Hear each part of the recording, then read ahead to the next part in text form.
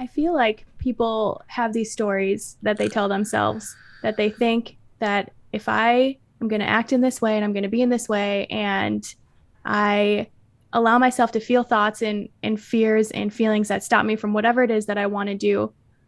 Today we release the narrative. Today we choose something new.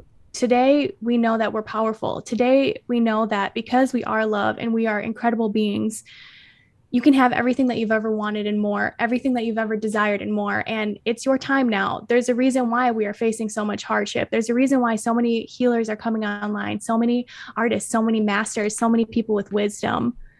That's because it's safe for you to do and be so. So strip away the conditioning, make a conscious effort to love yourself in this way because we need you.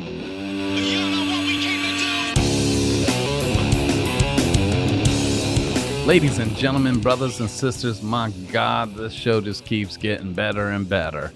And today, we bring to you a very special guest, and we go deep, talking about things all of us tattooers face daily, but really, all human beings face. In the past, we've talked about imposter syndrome, analysis paralysis, self-worth, putting proper value on yourself, all those things. Today, we go deep on it and more with a powerful healer, a powerful coach that does so much inner work with people all over the globe. She's a personal friend of mine and took time out of her day and her schedule to come join us, to be on the show, to serve us all from her table. Her name is Ashley Mondor, and she's powerful. You're in for a real treat today. Thanks for listening. Hey, what's up, ladies and gentlemen? Hip here, coming to you with another episode of the Tattoo Guardians podcast, and I have my co-defendant, Mr. Matt Klemmer. Josh is out recharging again, so let's send some good vibes his way. And we have a special guest today. A very special guest today. Ashley Mondor. My God, my sister, my soul sister. You know, Hip, have you ever crossed paths somewhere in life and just run into somebody and you connect with them and they just resonate and hit you in your spirit and your soul and you're like, my God, where have you been all my life? Like, I see you. She sees me. That is a brief description of the encounter I had with my sister, Ashley. Hey, honey. Hello, thank you for having me. It's such an honor. God, what an honor to have you on with us today. Thank you for being here. Yeah, thank you. Big time. Where are you at in the world? I live in Minnesota. In Minnesota. Minnesota. Okay. Yeah. Minnesota, yeah. Ashley, I'd love to brag on you, but I'm going to pass the baton over to you. Do you mind just kind of giving a brief intro of yourself, of who you are to all of our listeners, and why the hell we'd even have you on this show, on this plane? I'll cover that part. But go ahead, tell them who you are and what you do, how you serve the world. Yeah, so I serve the world as a master certified coach, master NLP practitioner, master clinical hypnotherapist. But all of that to say, I really work with people on a subconscious level and I help them heal their hearts because I believe that your heart is the gateway to your soul. So when you live and act and speak and breathe from this place, your entire life changes and you fall into alignment with where it is that your soul is meant to have you here for now, the mission, the purpose, all of that. Wow. It's fun. That's beautiful. Oh my God. And how many people do you help? And are they all over the world or here in the US? Yeah. Or? Oh, the cool thing about having a business online is you can work with the globe. So I've worked with people all over the world. I've supported over 150 clients now. I've been in business for like 4 years. Yeah. So it's the best. And like, again, I help people on a subconscious level a lot because of the conditioning that we have, our limiting beliefs, how we show up in the world, our identity, like the filters that are used to basically create who we are and how we move through the world. That's so good. It's powerful. And, you know, it was a surprise to me because you may even said it, but a week ago, actually last week, exactly, we went and had dinner and Matt shared a video that you did. And I think it was the turn of the year talking about you would ask your clients, what do they want or where do they see themselves being? And then they would say like, I don't know. And then you dove into like why they are saying that, and got kind of into the solution of like, because we do know ultimately. So I just appreciate it, and all the subconscious stuff you're talking about. Are you familiar with The Power of the Subconscious Mind, the book? No, I haven't read it. Should I add Well, it to my list? I sure. I mean, you're the pro. I don't know. It's probably like elementary to you, but it's just it's a good book. Yeah. I listen to it on my audio every time I go for bike rides. So it's just you know, because we have all this power in us to like manifest and become great. Well, not become. We are great. I believe that a lot of us choose to be ordinary versus extraordinary because we're born extraordinary. You know how many sperm cells I had to fucking beat to get in that egg and to be where I'm at today. And then No, I don't. Hip, do you know? I think there was like 14.9 billion. Man, dude. Okay. Close to it. And you talk about special people. Yeah. You are special. Boy. Thank you. But yeah, I had like the same encounter with Warren Buffett. Yeah. No. Okay. Okay. Okay. Oh, my man. Coming today. Oh, shit. Okay. That's awesome. Thanks. My God. So for you listeners, we're going deep today. Just a little bit. And hey, this is for all you listeners. Welcome to the human experience. The things we're going to talk about today, I believe, will bear fruit with all of you. But for you tattoo artists out there, our hearts for you. And we know, man, don't we know, the ups and downs, the struggles, the ins and outs, the highs, the lows, the mountains we have to climb internally to become what the world calls a tattoo artist. For we have the honor of being a part of the rest of your life in this way, and it's a huge honor. But from the outside, you guys know the rest of the world thinks our craft, our niche is glamorous. Like people call us the rock star's rock star, right? Mm-hmm. But you artists know it's not always that glamorous, and all the blood, sweat, and tears, and the stress and the hard work behind the scenes, laying with your head on pillow at night, can't fall asleep because you're still trying to figure out your design, your light source, and blending, and whatever the case may be. And what does that always put a strain and a stress on? Your mental state, your self-worth. Do you really have the goods or not? And am I good enough? Did I bite off more than I can chew? Am I worth this? What should my price be? Man, I've been in tattoo business mastery, and Clemmer's helping me put proper value on myself and up my price. But am I really worth it? I feel like an imposter, right? And we've talked at length in the past on this thing called Imposter Syndrome that you learned about here live on the show. Mm-hmm.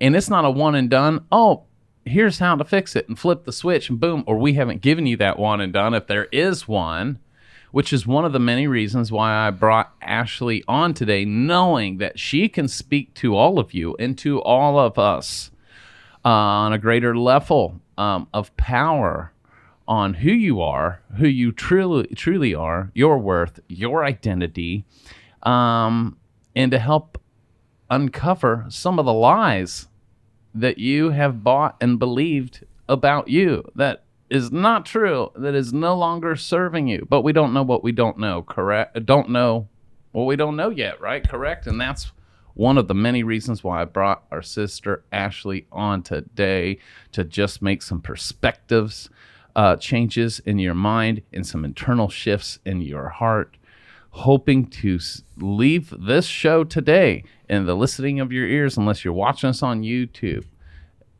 with permission for a greater level of freedom for you to be free right here, right now, today, even as the tattoo artist in the tattoo industry. That's our hearts today. That's an intention today. My God, Ashley, are you up for this challenge? My God, let's go. Okay. Yeah. Woo. Can I speak to something that you talked about? Please take it away. So one of the things about, we are born whole and worthy and complete and perfect, and then society gets to us and conditions us into these tiny little boxes.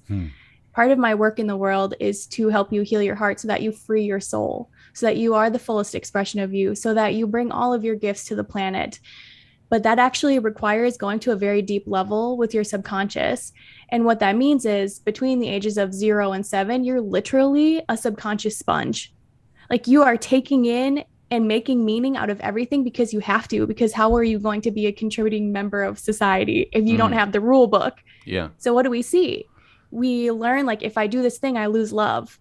If I act in this way, if I say this thing, then maybe I could be abused. I could be rejected. I could be outcasted. Maybe my mom won't love me.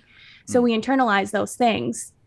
And the process of you as an adult is actually getting so conscious of your thoughts because your thoughts aren't truths.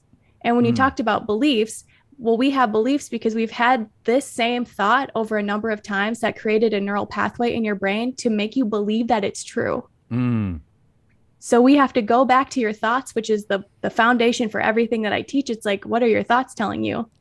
Oh, that price is too much. Is it true? When did I decide that? Right? Oh, I can't talk about this, or I can't show up in this way, or I can't be my fullest expression.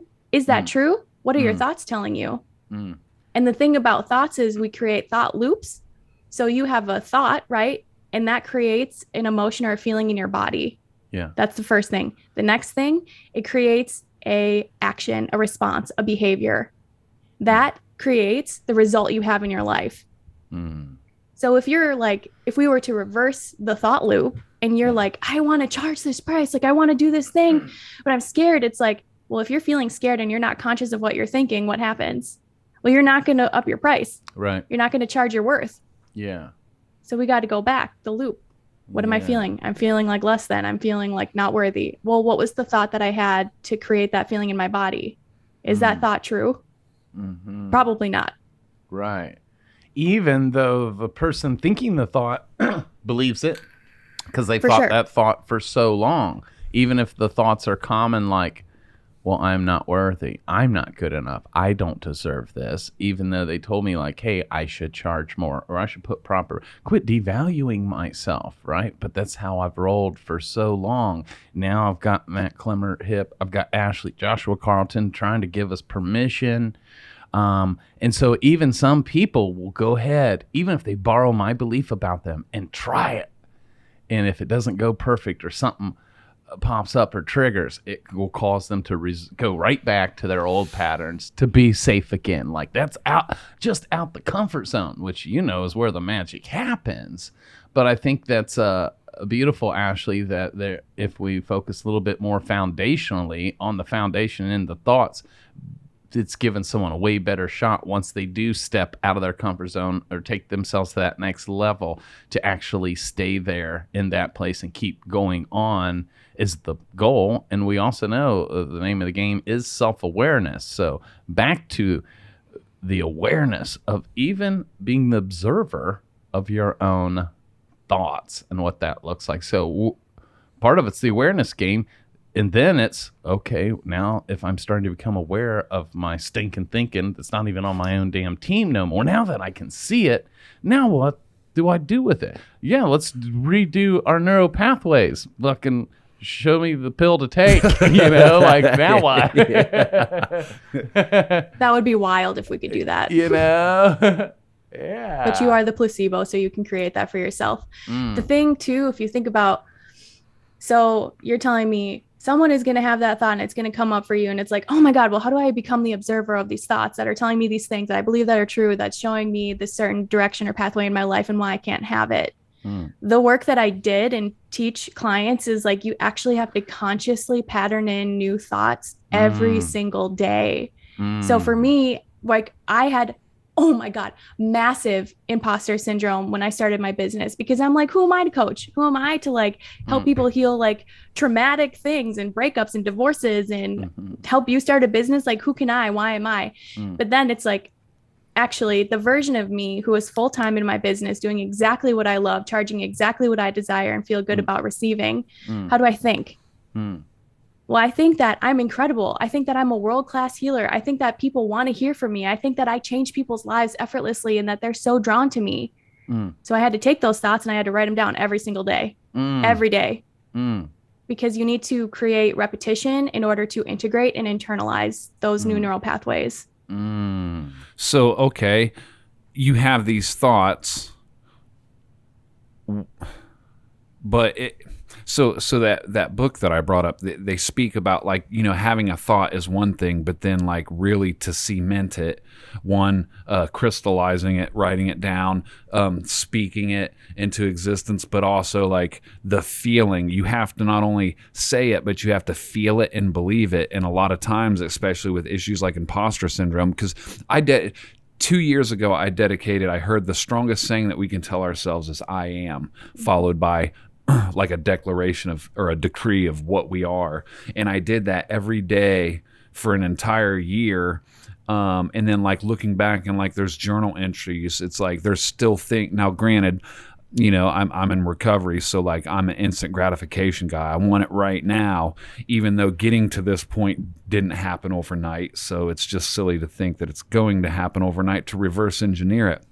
But there's things that I look back that it's like, man, I thought I addressed this, and somewhere along the lines, some of that societal programming got in and altered my belief about, am I really that though? Because if I'm a good communicator, how come I've dropped the ball here, and here? Because right there's my proof. So now I'm starting to doubt myself, and the first initial thoughts that come in before I write like is, well, this isn't even really true, but I'm going to keep writing it because Ashley says so, or someone else has told me to do this and it's positive. Mm-hmm. If that makes sense. Yeah. And I almost feel like I need a piece of paper. This shit's already getting heady as fuck. Well, fucking, we can grab you one. And what I'm hearing you say, that was part of your process, and even a new neural pathway. And what I'm hearing her say too, like, yeah, we all have the negative thoughts about ourselves. Mm-hmm. Not good enough. I don't deserve this. I suck. Whatever. I should hang it up. Right? We have those, but we still got to go to work. So might as well figure out how to get on our own fucking team, right? And all of us do enough to actually show up at work and do it. But really, like, who gives a fuck how dope that piece turned out if you're still dying on the inside, right? Right. If you could, I've watched you do epic piece, but you couldn't fully appreciate it because you're feeling like an imposter. You got lucky. Man, that ain't as cool as you're comparing yourself to someone else, right? And we all do it. And I think what I was hearing her saying, you know, she gave herself permission to think good thoughts about herself. Like, who does she want to be? What does she want? You know, and she's like shifted to like, I'm fucking changing the world. I'm serving people all over the globe. I'm this, I'm that. I am light to the world. I am a healer, right? Whether you believe it or not fully, and she wrote all those down and then practiced like being that, declaring that, saying that to a new neural pathway, you know? And you know how I always talk about like, man, how gratitude is a superpower. Like, mm-hmm. Dude, when we're at our fucking lowest, we're hurting. Everything seems to be falling apart, like just feeling yuck, heavy, whatever the case. When most people want to fold at that moment, what do?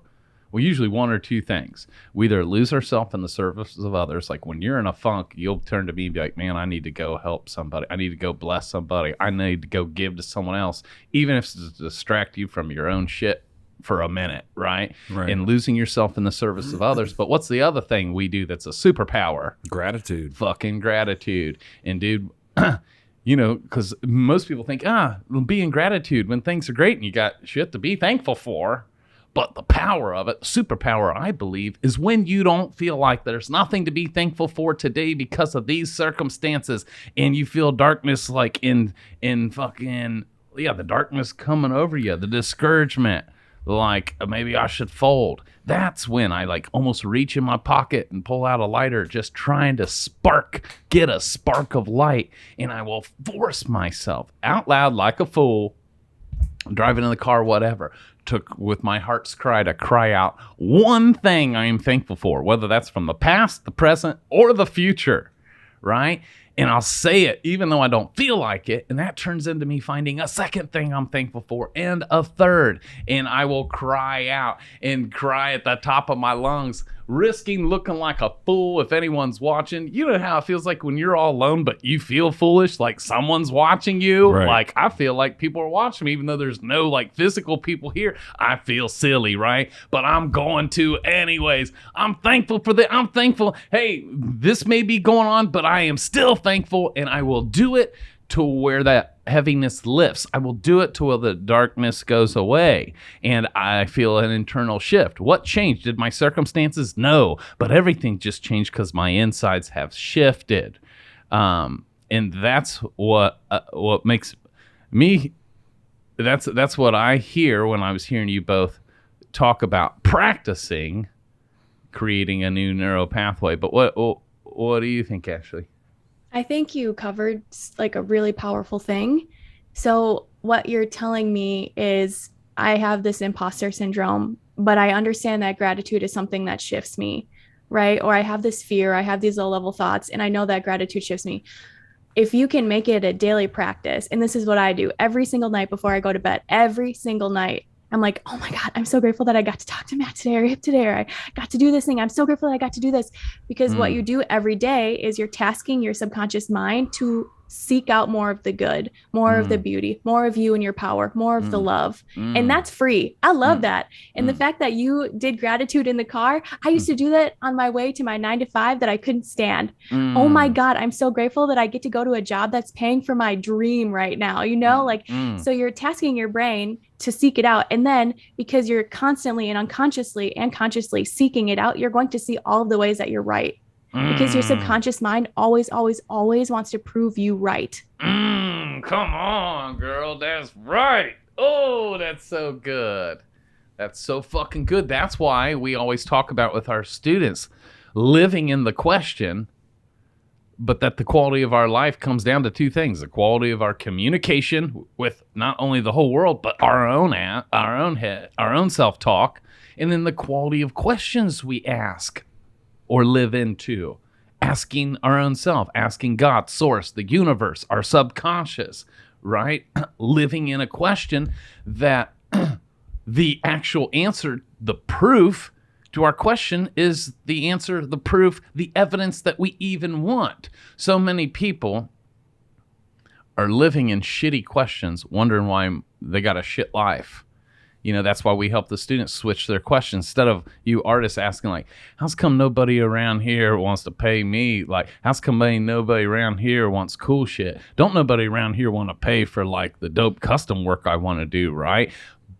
In your, like she just said, the universe, your own subconscious, is going to go to work to give you the evidence to prove that you're right. If you want to ask, how's come my clients all suck? Because it doesn't know good, bad, right, or wrong. It just knows the questions you're asking. That's right. And so a simple shift in questions, instead of being like, how's come my clients suck, to even live in a question that you want the evidence. You don't want the evidence of why your clients suck. You're going to get more of what you don't want. But if you were to switch and live into a different question, where'd all this money come from? How did I get so lucky to attract only dream clients this year? Why do people keep mistaking me for Brad Pitt? Man, what does it look like for me to show up with more joy and fun every day? What would it look like for me to attract only my dream ideal clients who love me, see me, don't balk at my prices, and coming to me to do all custom work? What does that look like, right? And to live into questions that the answer is actually on our own team. Is that kind of what I'm hearing you lead us into, Ash? Mm-hmm. And I always ask myself, like, how magical can it get today? Oh my God, how good can it get? How much love can I receive today? And it totally changes the frame of your life. Oh my God. That energy is sexy. So, come on, really girl. Speaks loudly to the universe, because what is the universe? What is it that we do ultimately as artists, as business owners, as healers?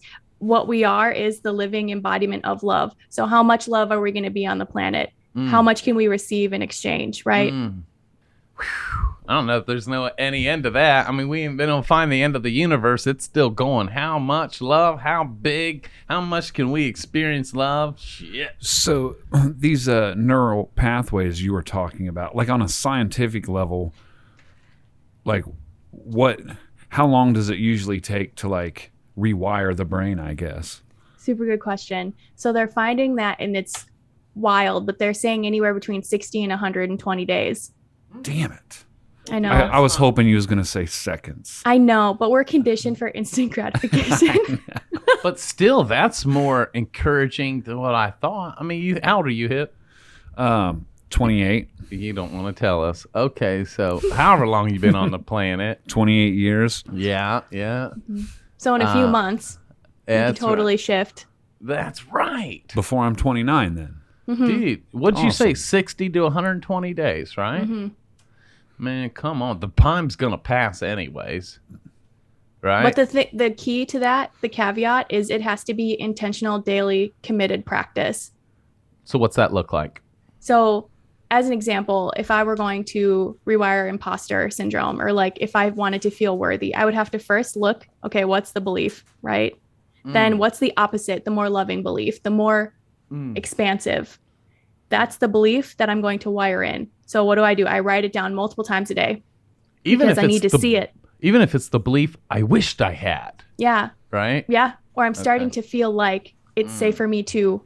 Those are bridge beliefs. Okay. So write it down. You want to take it a step further, more powerful. You're going to close your eyes and you're going to imagine, like, what would it feel like to have that belief? Who would I be if I had that belief? Really paint the picture for your brain and then allow your body to feel it, because what you're doing then is you are both working with imagination, and your subconscious mind doesn't know the difference between real and imagined, right? It's why like pro athletes can get paid millions of dollars to visualize the win. And we're like, oh my God, we can do that too. Yeah.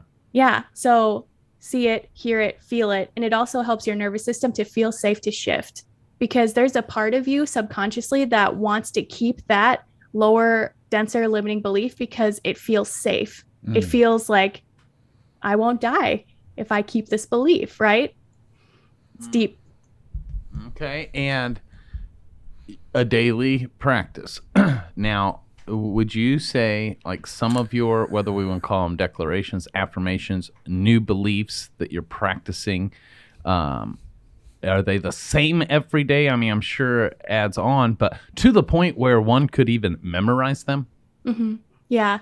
But it's the practice of, like, when you write, you're connecting to your subconscious mind and your intuition. You're showing your brain visual of those words. Okay. So it's important too, right? Because I'm guilty of not writing it down. I'll think it, I'll say it out loud all the time, even try and memorize it to declare it, but I never write it. There's something about having tangible evidence, because we do that in step work. Like, people have tried to get, can we just talk about it? And I was like, no, I don't understand it. So you may be able to help Matt with this, but I have experience of like just knowing that there's something about tangible evidence, bringing it from up here and putting it in this realm. Literally taking the time to write it. And you write it with your hand. She's talking about, or not, you guys haven't even mentioned typing it, but literally writing it, right? Yeah, I write it because it's the physical connection. Okay. And it's the same, like, if you were to start out as an artist and you're doing line work, well, you got to practice that. You've got to make it a daily commitment to become the person who can do the thing. This is the same for you. If you're going to create the belief that I am worthy of receiving X, Y, and Z and living a life that I love, well, you need to make the daily commitment to become the person who believes that. And that's why the daily practice of doing it over time incrementally shifts you. Someday it will literally be your core truth. Yeah. But you got to start now. You got to start with foundation. Yeah. And that someday could come as soon as 60 days from now. Yeah. Right? That's awesome. And so you say once a day, but then I hear, and I'm guessing you do that at the start of your day or sometime in the middle, but then I also hear you have a nightly going to bed practice too, right? And that's different. Yeah. And I'm obsessed with gratitude. So I'm all like constantly thinking, oh my God, how great is my life? This is amazing. I can't believe, I just got so crazy there. Yeah. So I have that gratitude practice, but I also, it's because I believe in energy so much, right? It totally shifts your energy and your way of thinking and your way of being.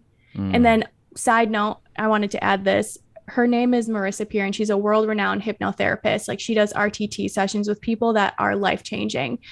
She has this practice called mirror work. You've probably heard it, where you put that belief or that affirmation on the mirror, and you every day, every single time you go in there, you look at yourself in the eyes and you say it out loud. Because you're looking at you, hearing it from you. Come on, girl. But some people don't like to do it. They feel weird or silly, but it doesn't matter what other people think. It matters about you and your life. Right, because that's the thing. The imposter syndrome, the self-worth, the lies, the beliefs that's holding us back, held us back, convinced you that you ain't shit, you ain't good enough, this is as good as it gets. Whoa, don't get too excited, whatever. Of course, those are the thoughts when you're looking at yourself in the mirror. It's going to show up and start screaming at you how foolish and silly you are. The audacity. Who do you think you are to look at yourself in the mirror and say something good, right? But that's still the thief. That's like good news. Leverage that, like, oh, I see you. Now I'm aware. Oh, no, thank you. Return to sender. Like, hey, I'm done playing with you. I'm done listening to you, right? That's what got me here. No, I'm taking the mic back. I'm telling you I am worthy, right?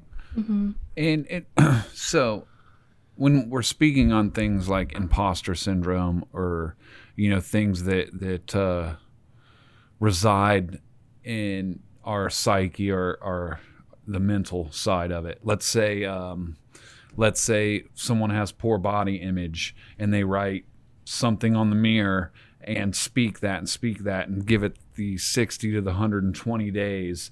Now, once that starts to be rerouted as a core belief, will automatically, just the ebb and flow of things, start to like show signs physically of people. Yeah. And like through synchronicity. But the key thing, if you really want to cement it, you write it, you do these practices, but it's also your human action. Like, how would you act as someone who believed that you're worthy? How would you speak? So you have to start actually being that individual. It's the old be, do, have. Like you said before this, like, even if you don't believe it, still be it. Yeah. Fake it till you make it is what we call it in recovery. Well, and if you think about it, your ego voice is so loud and so unloving, and you are never taught to question it. You just think it's yours, but it's not. It's old thinking. And when you, like, for Matt, for you to say, like, I don't know if I want to write it down. Well, maybe your subconscious is like, even the act of me knowing that if I start writing this practice down, I could lose this part of me. This could be unsafe. This is like, what if I actually am so successful and I have so many clients and I'm all these things?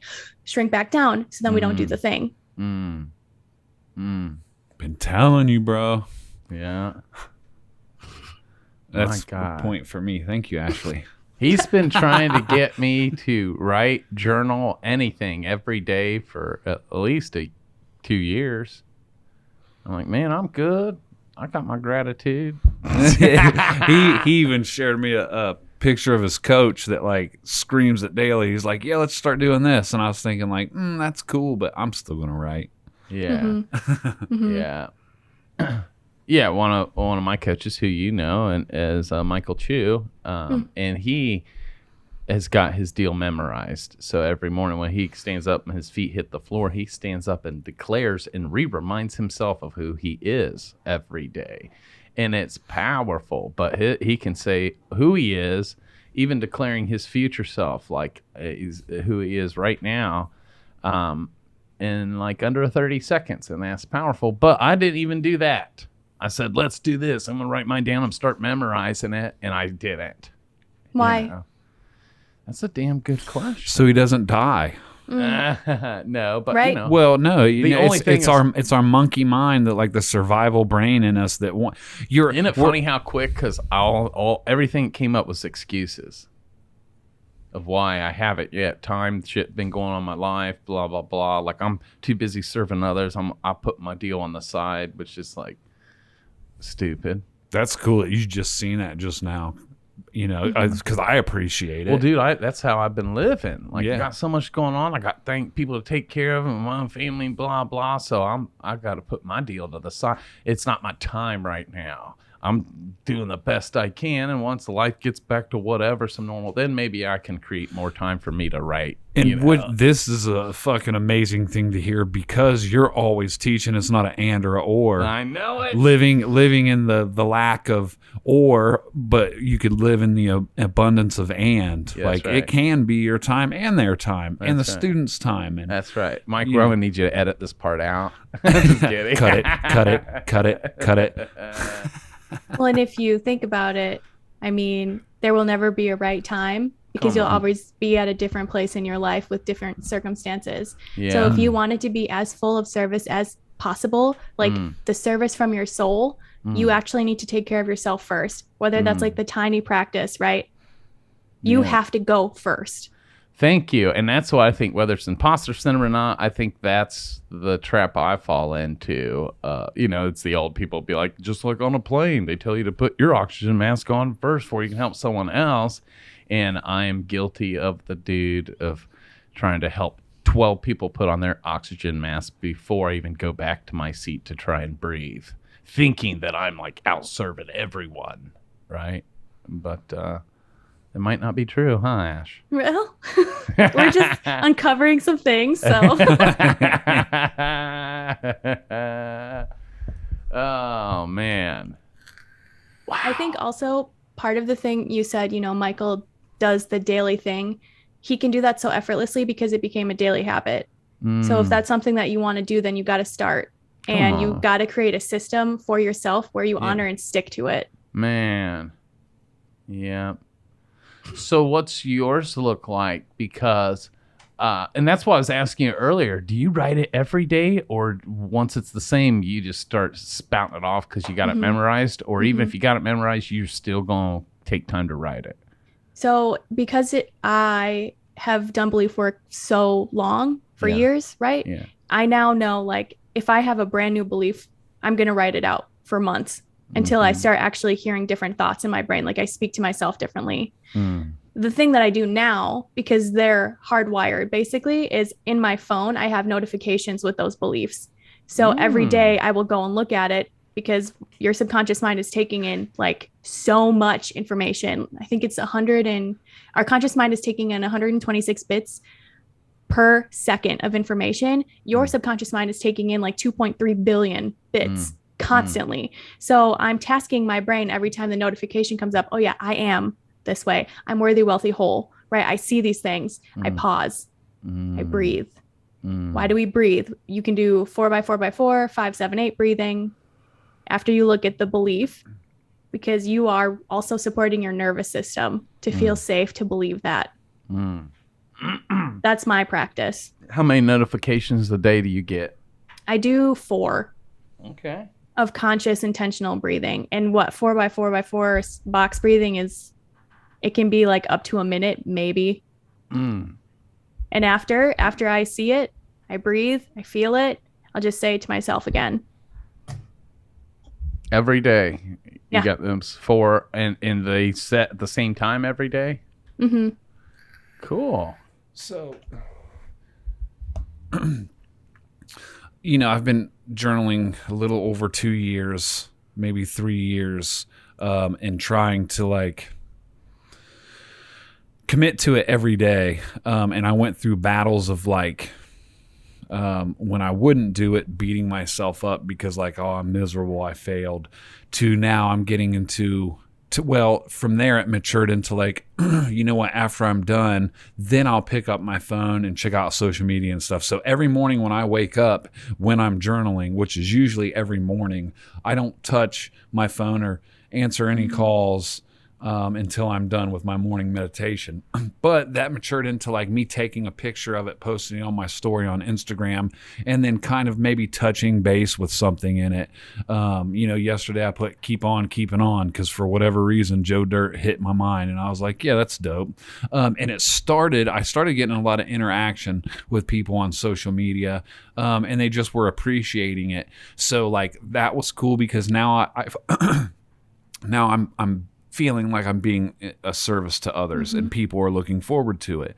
And then it matured into like when I wouldn't do that, to kind of like have the feeling of like, yeah, you're a failure, you ain't shit. Because I've got that as a reminder on my phone to meditate every morning, to maturing into like just accepting it and being like, look, it's all right. Like, you didn't do it today. The world didn't end. It's going to be all right. Just do it tomorrow. Do you ever have times like that? Or are you like onto the point to where you just add it every morning?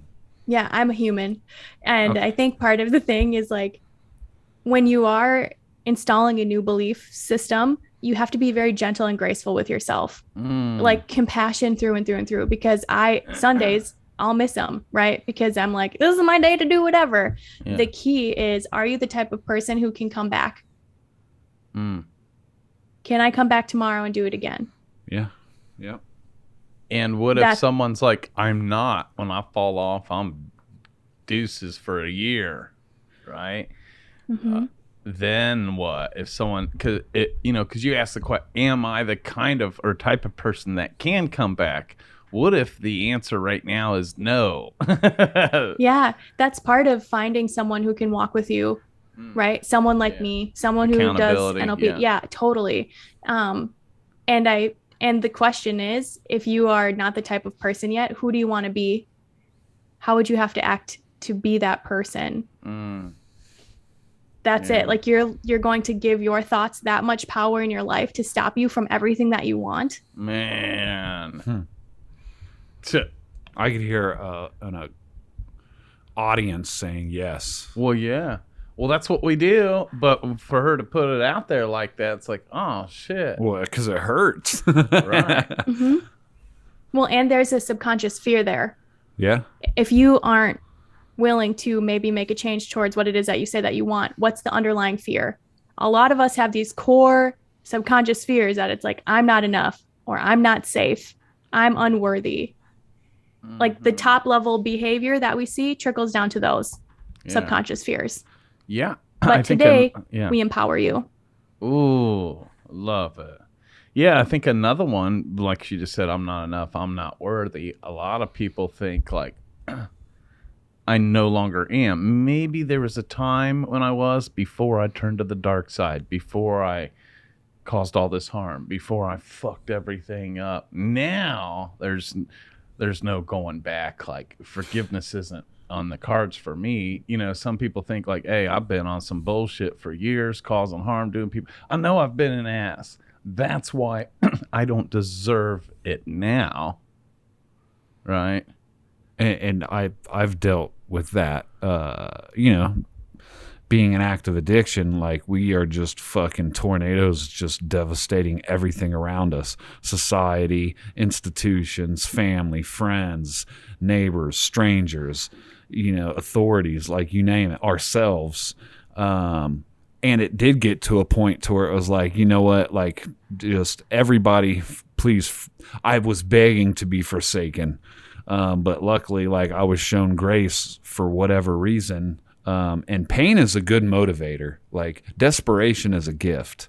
I truly believe that, because like, for those people that are like, well, it's not me, if they don't have a spiritual sponsor or an accountability partner, or they're just trying to make no efforts to get there, well, cool. Because like, pain will get great enough and it'll force you to get off the pot or shit. And that's what it did with me. And I always say, like, my higher power when I first got clean was a pair of handcuffs and a jury of my peers, because it did for me what I couldn't do for myself. And luckily, like, the stars aligned, the seashells had come ashore, and the right opportunity and the right people were in the right place at the right exact time for me to like begin to shift slightly.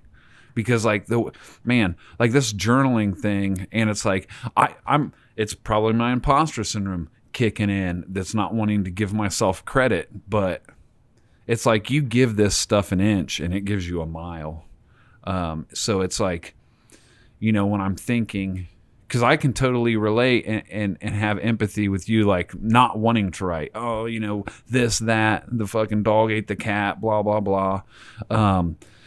But like looking back, if I could remember my headspace when I started writing, just doing that whole year, I just dedicated myself. I am this. We sat in the truck, remember, and talked about it outside of aisle 9. And you showed me a video about the most powerful statement that one can say to themselves, and it starts with I am. So I am a good father. I am a good husband. I am a leader of leaders. I am a leader of I am a leader in my industry. All these things. And it's like, I get so caught up with my self-centeredness, I forgot to live in the present, have gratitude, and reflect back on that and see what really has came to fruition, or how has my neural pathways or my thought processes changed since I've done that, because it has to. Every action, there is a reaction, and I've been putting action to this for a long period of time now. It's just that self-centeredness.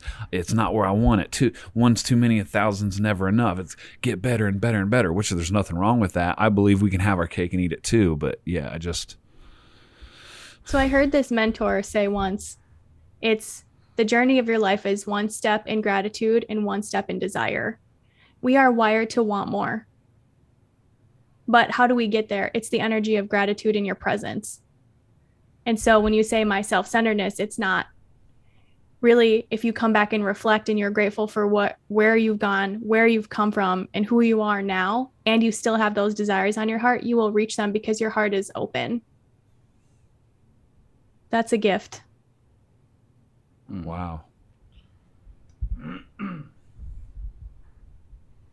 Say that again.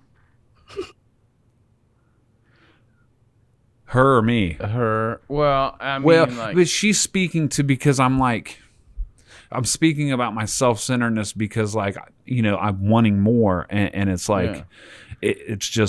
it's not enough. And what she's basically saying is my gratitude. Fuck, you say it. Yeah. One step in gratitude and one step in desire. Yeah. So we are reflecting and being grateful for what we have now, and it brings presence. And as humanity, this is why we've spanned the globe, because we desire more, because we have one life that we think we have, right? And we are always facing our imminent death every day. So how do we then make sure we're not self-centered? I am so grateful for what I have today and for who I am today, and I desire more clients. I'm so grateful for who I have now, and I desire more. I'm worthy of receiving more because I believe it. Yeah. And so it's okay to desire more, right? Mm-hmm. We can start there, because some people will start to feel bad. And you beat yourself up yes, I'm thankful for what I have, but can I really be if I want more? Is what I got now not good enough? Some people will be like, I'm not allowed to want more. I can relate with that. I'm not allowed to want more. Right. How much is enough for me? Why do I even want more? But it reminds me of what an old mentor of mine used to say, and this, just what Ashley shared, makes it even clearer to me. He used to say, I am satisfied with the dissatisfied satisfaction. I'd be like, huh? You know what I'm saying? But to me, it's making a little more sense that he's grateful, but still he's got a mission on the move to do some more, but so satisfied and thankful, but still has desire. Right? Which is where the dissatisfaction comes in. Dissatisfied satisfaction. So, yeah. Meaning he desires more, but he's still thankful and satisfied, and he's satisfied with what he's got, and he's satisfied with the desire to want more.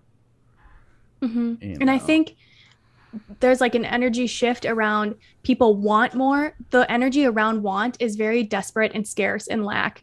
When I tune into desire, it feels expansive. So when people tell me I want more clients, it's no, we shift. I desire it. I wholeheartedly desire this. It speaks differently. Okay. Man, and that's a change right there, to just get rid of that word completely. Even to the point of, because all the time I'll ask my students starting out, what do you want? Right? What do you desire? Yeah. And is that a huge difference, really? in asking? I feel Yeah. like it. And Okay. part of it is, again, the energy around it. And when I think of like, I desire to have this, well, who do I have to be in order to have that result? What do I Dude. have to think? What do I have to believe to be true about myself and my work in the world? Yeah. I love that. And it's just like it's sexier saying desire versus want. That book, I'm beating a dead horse. Power of the Subconscious Mind. It talks about like key phrases we can speak to ourselves, because it's like our subconscious and conscious are always like battling back and forth, but two words we can say to where they're both on, like they see eye to eye, is success and wealthy. So like a mantra that I always in my journaling is, though day or night I am prospered in all my ways, I'm abundantly successful and wealthy. And it's almost like maybe I've trained my neural pathways, but when I hear those words, even when I get excited or angry or like full of anxiety, I can just be like successful in wealth. And then I can just feel like my insides just like there's no internal battle going on for brief moments of saying that. So from shifting from want, because of want's lack and desperation, to just desire, you always say like, who put the desire in your heart, you know? Yeah. And it sounds more pleasing just hearing that. Love it. Very cool. It's so cool. And when you think about your subconscious mind speaks in feelings, thoughts, and images. I mean, just now with you saying internally, I feel really good when I think of success and wealth. That's an energy, that's an internal state that you are walking with. You can take different action from that. And I believe that the earth is the great hall of mirrors. So everything that we see projected outside of us, there's something happening internally.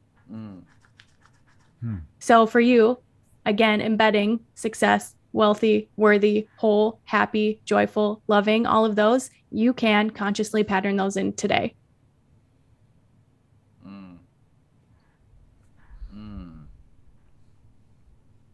Love that. And there's no, for our listeners who's like, wow, this sounds cool. I'm gonna do this. I'm gonna set aside time to write every day. So if you're doing I am statements,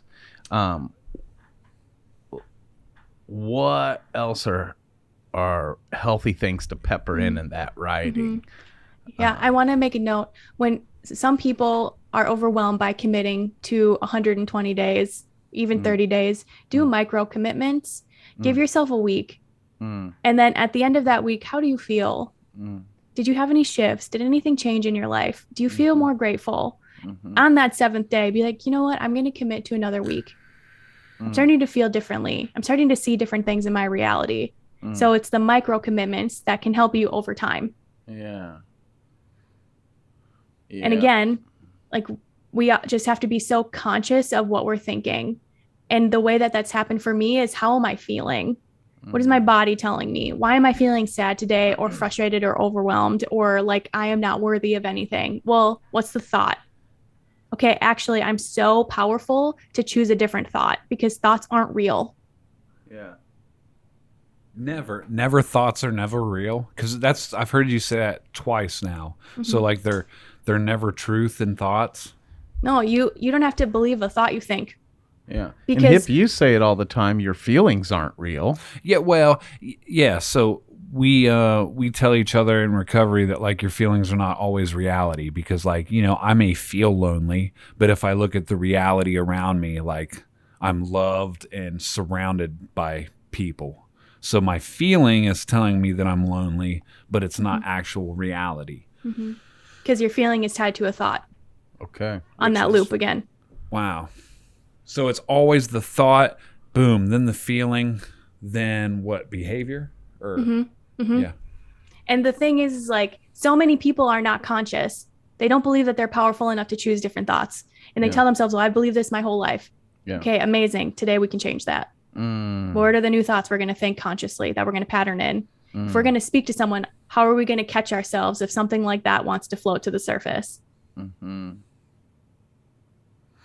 So Okay, so how do you, when especially people are going to start practicing this and they're writing and they even trying to read and think and feel these declarations, and then when the monkey mind opposing thoughts show up, I always just tell people, like, don't receive it. Aware, let it go. No, thank you. Return to sender. Just let it go on by. It's not yours. It didn't come from you. It's just passing through. But what's some good advice for our listeners how to deal with that thought? Do we just ignore it, replace it? So you can say, like, cancel, basically. Okay. Or, like you said, I release. Yeah. Or I'll ask myself, is that true? Especially when you're patterning new beliefs. I'll have thoughts that are like, they're so old because they are a whole pattern, right? They've been there for years. And before I say something, or if I do say something that's not in alignment with the belief that I want to believe to be true, I'll be like, hold on. This is true. This is how I feel. This is what I believe. Okay. It's a conscious practice, you guys. It's going to be so fun. Yeah. I also think I believe that our healing, especially with beliefs and stuff, it's like an upward spiral. Okay. So every time you are consciously healing and you face new things that maybe trigger you back down into those old thoughts or those old beliefs, just love yourself through it. You're going to keep going up, and they're going to have less and less of a trigger energy around you, to the point where that thought or belief will come through and you'll be like, that was way not true. That's not even me anymore. Well, I love that you brought that up, because Hips used that analogy so many times, where he's gone through something, grown through something, and it's been months thinking he's totally free of that thing. Then it shows up again, hits him again, and he'll be bummed and discouraged, like, my God, I thought I dealt with this. But then he realized, like your analogy of the spiral staircase, he comes back around to face that thing again, but he's not actually in the same place he was. He's 4 levels above where he was. He's just facing it at that new level, correct? A new level of consciousness. So thank you for doing the healing work that you do on yourself, so that you can be the embodiment for other people. Come on, which is his name stands for Help Inspire People. That's why his name's Hip. You know what I'm saying? Man. This is how we change the world, you guys. Awesome. God. Well, that's cool. But is this even true for tattoo artists, though, Ashley? Yeah. Yes. Aren't we supposed to be, like, tough and scary? Can we really... Whatever you want to be. As long as you're doing it with love, right? And you're pumped about what you're doing in the world. Amazing. Yeah. Right. Because, I mean, ultimately, she's brought up the word healer multiple times. And I can't tell you how many times people cry when we cover up a tattoo that they didn't like, or scars, self-harm scars, stretch marks, like, give them their body back and they're, like, proud and they enjoy looking in the mirror again, or representations of, like, loved ones lost, or future dreams. People have gotten tattoos from things that they want to become or live into, and it's like, man, we get to, like, be the vessels. We get to do the thing that you won't do for yourself, which is fucking write some shit down. We get to write and manifest what's up here in their minds through our mind, and for the vision, and tangibly create something for them in this dimension. And you see how powerful that is. So just imagine doing that for yourself. Yeah. I love that you said that so eloquently. It's so true. I did. I thought I was tripping over gorgeous. It was perfect. Yeah. Because at the end of the day, you said artists, right? Yeah. Artists are the muse. They are the inspiration deliverers of that. You chose that. That's amazing. And some of us feel like it chose us. Mm-hmm. The muse. I've always, years ago when I learned what a muse even was, it resonated with me. Like, hey, it's always me too. I want to be a muse for everyone. Yeah. Love it. My goodness. How do you feel? Do you feel good? I feel like my expectation was to have breakthroughs for the audience, but I feel like I've had hella breakthroughs and watched you like you're like almost already like scratching your head like holy shit. So yeah, I feel great. I love it. And I just want to do hood rat things with my friends, though. Yeah. Hey, well, I do. It's great, Ashley. I'm going to have to start writing. I got to. This man been trying to get me to do it for 2 years, and then you're here on the show. My own sister's telling me, like, I would change have to, got to, Yep. should to, I'm Get excited to. right. How do I I'm get to that delighted. place? How do I get there? It's I one gotta day at a fake time. it. That's right. I've got to consciously tell myself I'm excited to do this, to write. Well, if we're reverse engineering things, what would be this to be a giver of all givers look like from the foundation? Writing about being that giver. Yeah. You know? What it looks like, what does it smell like to own a warehouse of flat screen TVs to give to people that can't afford them all? Like when you unlock the key in the morning and you got your favorite coffee and you open up, what's the door sound like as it's squeaking open and you go to flick the lights on and you hear the buzz because you've got this big giant warehouse and you got to hear the buzz for the lights to get. I've thought of this, was why I'm being so descriptive. But that buzz to kick on, only for you to open up the giant bay doors for the community that's outside that you're getting ready to just give a bunch of shit to just because you can. Like that. Well, and that's a solid manifestation practice because you are so vivid painting it for your brain. Your subconscious is like, give me it all. And then you're telling the universe this is exactly what I want. So for your people, what would it feel like to receive more money for their work, to have that whole roster of clients who want exactly what you do? You mean desire what we do? Yeah, desire. Nailed it. Thank you. But like, what do you hear them say? What does it look like when you receive those payment notifications? What are people telling other people about your work? Come on. Paint the picture. Yeah. Yes. And again, a lot with our students, that's where people are halted. Like, you know, even when I start out and ask students, like, what do you want? Which will now be desire, huh? Yeah. Some people are stuck right there. They can't even paint the picture because of their own imposter syndrome and unworthiness. Which is what her video you showed me was about. Yeah. It was her addressing that. Yeah. And I just got so hung up on like thinking of that when she posed the question. I was like, and then she started talking like, do you not know? And I was like, well, kind of, I don't, but maybe. And then I kind of lost track of like the point she was making. But it was exactly that. The majority of people get hung up, like students in TBM, of like, well, what do you want? I don't know, but you do know. That you do know. Yeah. You've just been told you don't. Because who does it benefit if you don't know who you are and what you want to do in the world?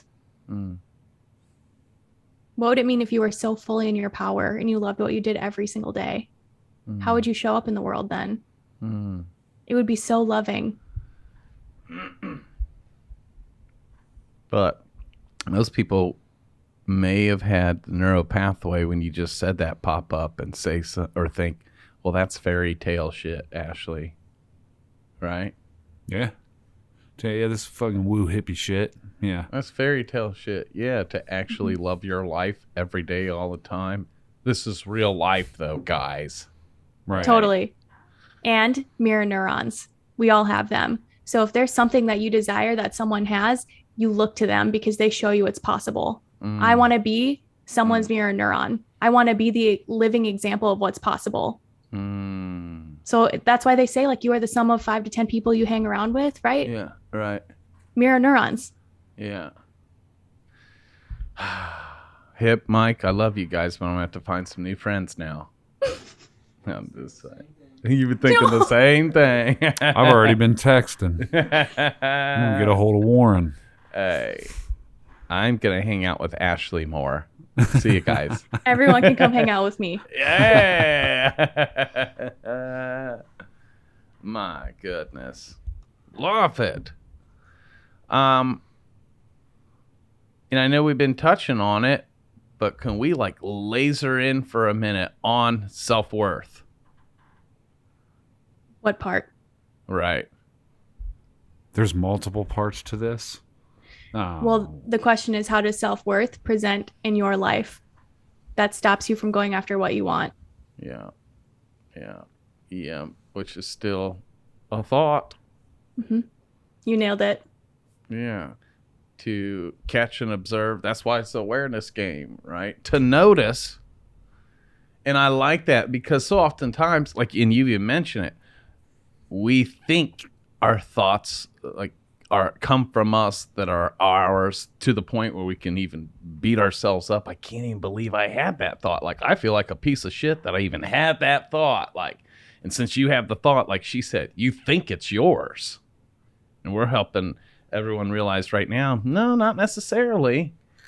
And that thought, it's not yours. It didn't originate from you. That's why you don't have to receive it. You can let it pass on by. No, thank you. Return to sender, whatever the case may be.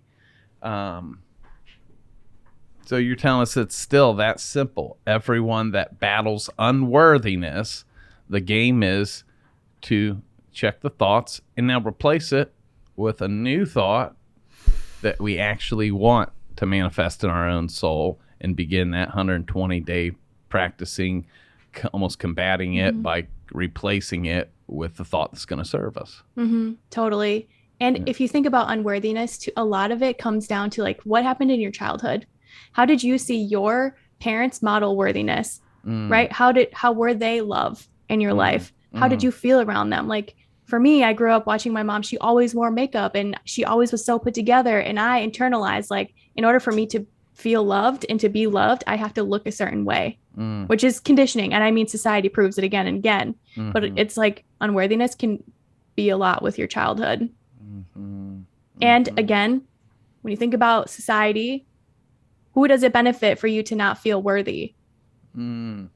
Seriously. People in power, people who have a lot of money, people with a lot of authoritarian control, because if you're a conscious being, you're going to live differently. You're going to treat people differently. You're going to show up differently. Man, that's good. That's real good. I am a parent. I have 3 children. And knowing some of this shit is scary as a parent. Like in one of them, I've got a 3-year-old, so she's absorbing subconscious everything, and it's like, me and my wife know this and want to be the best. We're flawed, and so even for parenting, it just made me realize, like, even me writing down, stuff for me every day, I think I'm going to include, like, things about being a great father, and to even help mirror the right things for my children right now, even if I don't fully feel like I know how. But if I add it to my subconscious consciousness, then I believe my subconscious, God, source of the universe, will show me the way to step into that. Right? At least I hope. Like when your children see you do things like that, you're imprinting on them worthiness. When you teach them, I am statements, I am worthy, I am lovable, just as I am incredible. Like, you're going to help them for the rest of their life. That's so powerful. Yeah, when you said the mirror practices, I almost immediately, isn't it crazy, before I thought of myself in my mirror, I thought of my family, my wife, my children, and sticky notes for them on the mirror. And then I'll maybe like do my own mirror, but I want to help them get their mirrors going, right? But you have to be the embodiment of it, right? Come on, you right. I know. That's why I just noticed, like, again, I'm immediately thinking on giving people their air mask, oxygen mask before mine. Yep. And you're learning. This is new. Yeah. We're graceful. That's right. Mm-hmm. My goodness. Let's say if people, because you pose that, are starting to think of their childhood, and a lot of people will be like, well, mine was fucked because of this, that, you know what I'm saying? Then what? Like, if our listeners right now are going to use the trauma from their childhood as their excuse of why they can't do what we're suggesting today, how can we free them of that lie? They have the power of choice. Ooh. No matter what. Mm-hmm. And I personally believe that all of the experiences we walk through are written by our souls, right? So that we can grow, so that we can learn, so that we can be. Yeah. And so I had to walk through certain experiences with a lot of trauma, but now I understand. I went through all that stuff so that I could help people heal trauma, their brains, if they've gone through abuse, if they've been cheated on, all of these things. I've walked through that, so I know with integrity what that pain feels like. And I show what it means to be on the other side. For those Looking mirror good, neurons. Huh? Yeah, The nailed mirror it. neurons. Yeah. And we also want to believe in people in their power. So if we say like, oh, my child is fucked up, it's like, actually, they just have gone through a bunch of circumstances and I believe in their power that they can choose. So I'm going to go first. I'm going to lead the way. And we like, when we change, we trigger people massively. They don't like when we change. Why? That's Because right. they have a version of us in their brain that's like, you look and sound this way, and that's how I feel safe. But when you choose to change, it's like, come with me, or I love and release you. Yeah, because like we say all the time, some people will only be down with an expired version of you. You know? Yeah. But like your nature is to grow. It's what nature does. Yeah. Yeah. Ooh, I like that. So it's okay to grow. It's okay to desire more. It's okay to heal. It's okay to let go of your trauma. It's okay to let go of your mistakes, your flaws, your fuck ups. It's okay to forgive and to receive forgiveness. It's okay to desire even more. It's okay. You're okay. Well, I think part of the thing too, I want to say, the experiences, every single time I go through something that's traumatic, you feel the feeling first because your nervous system needs to flow with it. If we don't, then we can trap and that can become disease, right? But you feel it and then it's like, okay, what did I learn from this? And the learning always shifts something for me because as a healer, that means that I can walk with someone else and help them. Love that. You just said something about allowing yourself to feel it, or if not, it gets trapped and can become a dis-ease. What do you mean? Like, yeah. So people who consciously stuff down their emotions, or they don't speak their truth, or they don't heal the trauma, it can become like cancer. Like literally? Yeah. Like have you read The Emotion Code? No. Yeah. 10 out of 10 recommend. It is so good. That goes in. So one of my good friends and mentors is like did Reiki for a while, and basically speaks on that, like things that we don't address can manifest physically. So they could become ulcers, for example, cancer, stress, gray hairs, blood clots, back pain. Back pain. Yeah, I know what that is.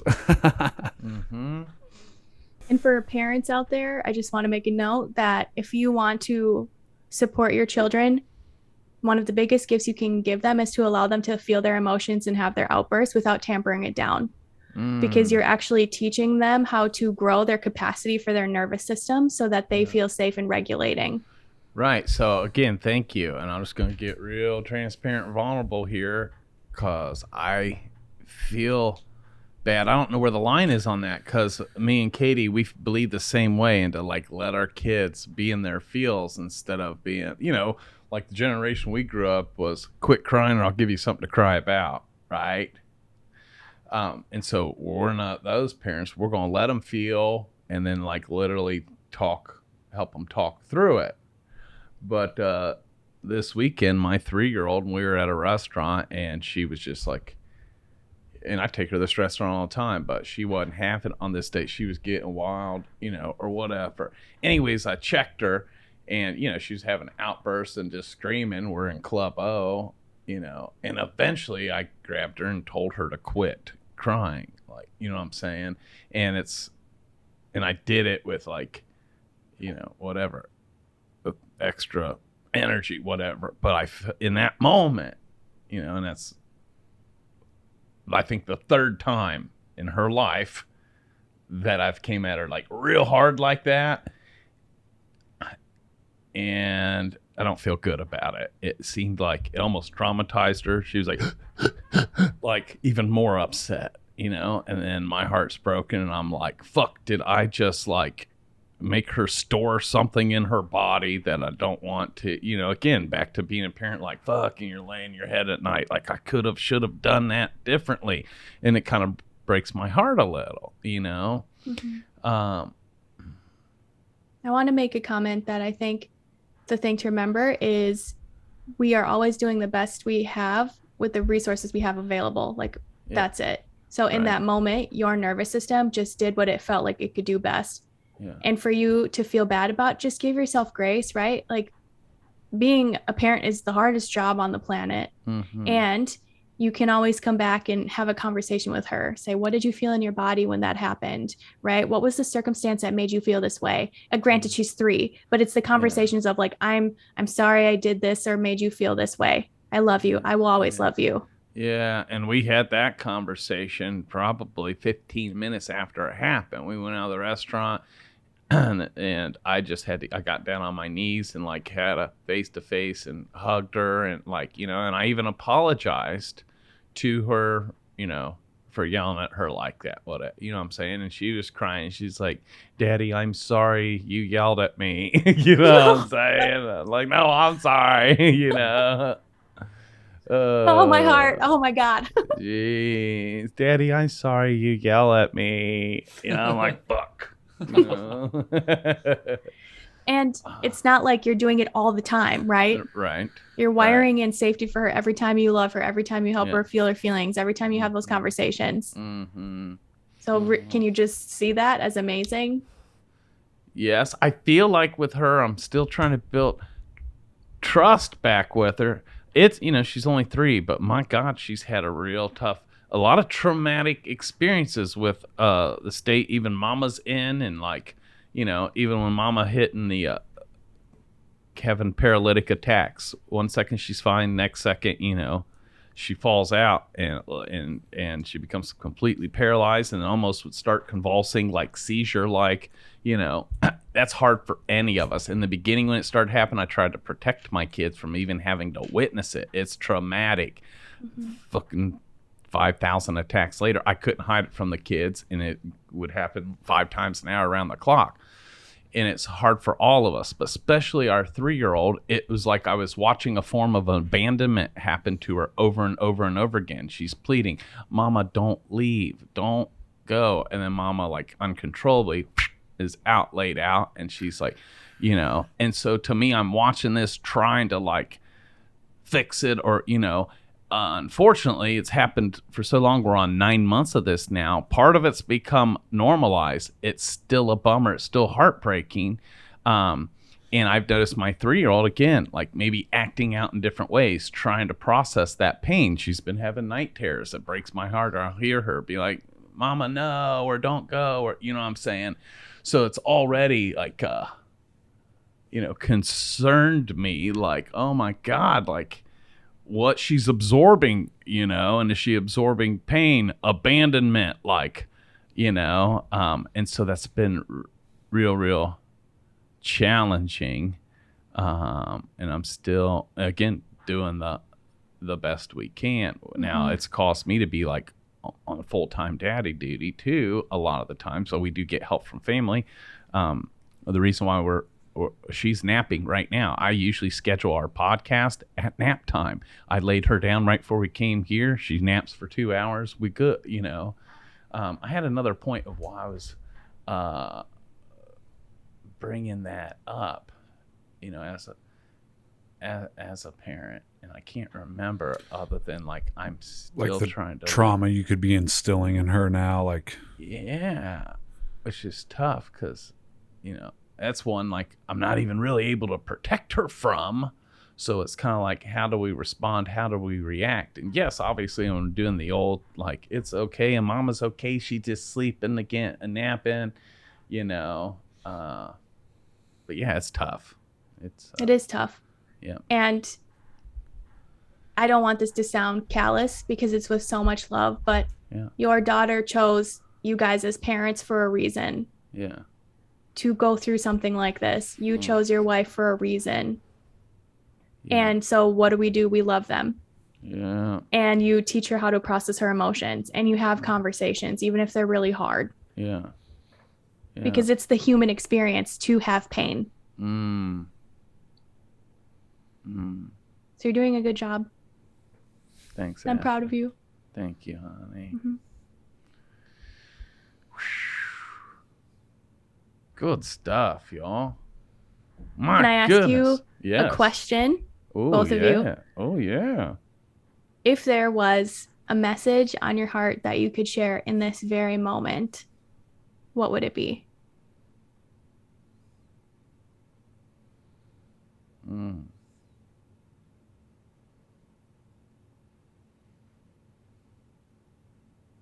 Thank you. And not just directly to you, but to everyone that's helped me get to where I'm at right now. I was trying not to force it, trying to just like feel. I don't know. Or maybe I do know. Mm-hmm.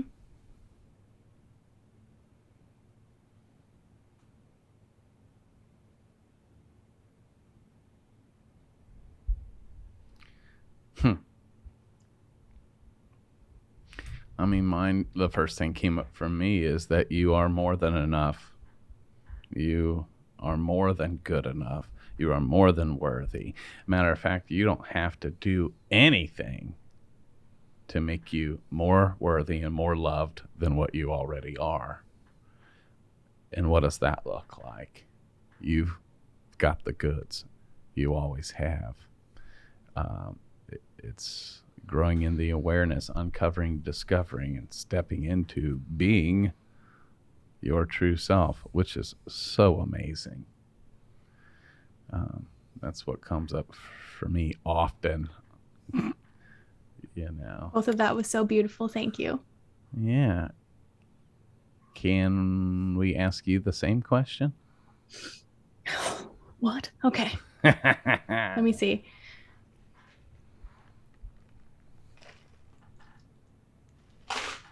I feel like people have these stories that they tell themselves that they think that if I am going to act in this way and I'm going to be in this way, and I allow myself to feel thoughts and fears and feelings that stop me from whatever it is that I want to do. Today, we release the narrative. Today, we choose something new. Today, we know that we're powerful. Today, we know that because we are love and we are incredible beings, you can have everything that you've ever wanted and more, everything that you've ever desired and more. And it's your time now. There's a reason why we are facing so much hardship. There's a reason why so many healers are coming online, so many artists, so many masters, so many people with wisdom. That's because it's safe for you to do and be so. So strip away the conditioning, make a conscious effort to love yourself in this way because we need you. Yes, we do. Yes, we do. Everyone, Ashley? Yep. Like. All of us. Yeah. You listeners, you viewers, under the sound of Ashley's voice, if you immediately had the thought that reigns true for everyone but you, boom, be aware of that thought. That's not true. I like to pretend those negative thoughts are coming from the liar of liars who can't tell the truth. It's impossible. So then you can pretend it's opposite day. When the liar pops in your head and says you're not good enough, it's time to celebrate because all that means is that you are. Right? Mm-hmm. And if you look at source, yes, we are all literally a fractal of that energy. That's all. So we are all God. We are all love. We all are that. And I think humanity is just a process of reminding yourself that and coming back home to you and coming back home to that truth. So good. So if this sparked with any of our viewers and listeners, where can people find you at, Ashley? Ooh, I love hanging out on Instagram. My handle is ashley.mondor. Like, people send me voice notes, they send me messages. I'm here for it all. So usually that's where I share most of my content. But if you like live stuff, Facebook is where it's at. And that's just my name. Yeah, Ashley Mondor, Facebook Live. She drops fucking nuggets all the time. I receive. Thank you. Yeah, so beautiful, so powerful, inside and out. Yes, you tattoo artist. If and when Ashley is open to taking on more clients, I highly suggest you hitting her up to walk you through this new journey that's been calling out to you. You're listening to us right now in this moment. This ain't no mistake. This is on purpose for a purpose. Sitting here right now, I've got a clue of some of the purpose. The rest of you all that want to continue on and go deeper, I suggest you hit Ashley up to uncover more purpose of why the source brought her into your listening today. It's a setup for you. It's all rigged in your favor. How lucky are we to know Ashley? How lucky are you to get to work with her on a deeper level? With your program, with your coaching, with your clients, Ashley, the average client, how long do you work with them? Yeah, that's a good question. I actually have different packages. So one, I work with one-on-one for 60 minutes, because usually it's like, what's on your heart right now? How can we shift that? How can we elevate the energy? How can I help you transmute the pain? But I have a program called Devotion that is a year long, and you can come and go whenever you want. But the work that I do is very deep, and that requires people who are willing to walk for at least 6 months to a year. But it's fun. Yeah. And do you only take on new clients every so often, or you got an open revolving door? Like, I have an open revolving door for now. Okay. But communication is key. So that's it, girl. So our listeners right now can, if they so desire, go over to Instagram, ashley.mondor, and hit you up, see what it's going to take to get to work with you. It would be my honor. And anyone who I meet through you guys, oh my God, my heart. I'm so lucky. Man. Jeez, that's huge. Hip, you need devotion with Ashley? I'm following her now on Instagram. Yeah. I actually sent her a friend's request after you showed me that video. Oh, did you? Yeah. Did she accept it? Oh my God. Know. Yeah. I have to check. I have an so. influx. I have so many friend requests, so sorry. No. I'm very particular because people like to pitch me things. And I'm like, we don't have time for that. But I'm going to find you. Hey, are you interested in crypto? Yeah, right? Check out this NFT. Yeah. Thank you for your time and your energy and your work in the world. You're the best. I love you. Thank you. God. So huge. I might have to, yeah. I don't know. I just had a little flash. I might add her to my mirror or my writing. Like, keep writing, Matt. Ashley and Hip says so. Okay. You know. Love it. Well, what a great episode. And thank you again, Ashley. It was amazing. And we need to have her on again. Yeah, and I'd like for her to meet Josh big time. Ashley, I love you so much. Thank you for who you are, how you show up in the world. Your impact's fucking crazy huge, and I'm on that list. I mean, one huge reason why she's here today is because the impact you've had on me. And her and I have never even gotten to meet in the flesh yet. But my God, your light shines so bright, and I thank you. Thank you for taking responsibility for you, your own life, your own pain, your own traumas, to feel them, to work through them, change your own neuro pathways, all that you put in the work so that you got a clue on to help the rest of us get through. I love and adore you, and I appreciate you, sis. Thank you. I love you. I receive. Yeah. My God. Listeners, please write us on your comments what you think about this gal Ashley and all the good stuff. What came up for you today? Was there a shift? Light bulbs going off? Were you inspired like I am to finally quit talking shit to me and to actually get into the doing and writing? So in front of you all right now, it's a Tuesday in April. I commit to Hip, Mike, my sister Ashley, and all of you to actually start writing. And I'm sure, Hip, you'll keep me accountable, won't you? Oh, I'm tagging your ass tomorrow on Instagram. Happy day. Please write us in the comments how today's conversation impacted you.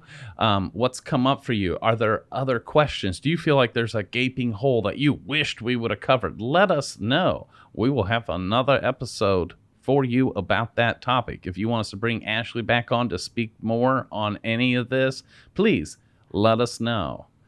This is your show, along with us, the Tattoo Guardians podcast show. We love all of you. Thank you for your faithfulness and your listening week after week. It's an honor serving you from our table. Till next week. See y'all.